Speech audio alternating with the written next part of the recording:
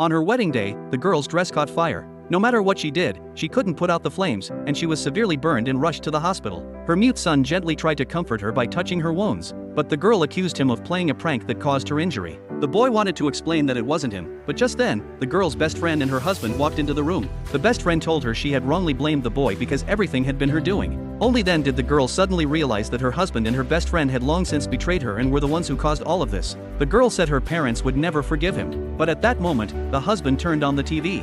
The news reported that the girl's parents had died in a car accident. It turned out the husband had planned the murder, just to inherit the girl's family business and fortune. The girl was overcome with grief and rage. Then her best friend delivered an even more devastating blow. The boy wasn't actually her son, he was the illegitimate child of the husband and the best friend. Consumed by heartbreak and fury, the girl died on the hospital bed. But in the next second, she opened her eyes, she had been reborn, back to her wedding day. This time, she was determined to get revenge. And the first step in her plan was to make her husband wear the wedding dress her best friend had prepared to frame her. The husband had no idea, and no one recognized that the person in the wedding dress was actually a man. As the sunlight hit the gown, it suddenly began to burn. The best friend stood nearby, grinning wickedly. But the girl emerged from the crowd, and the best friend was completely terrified. The man collapsed to the ground in pain. Doctors rushed over to check his condition, and to their shock, they discovered that the wedding dress contained white phosphorus, evidence that someone had deliberately tried to kill the bride.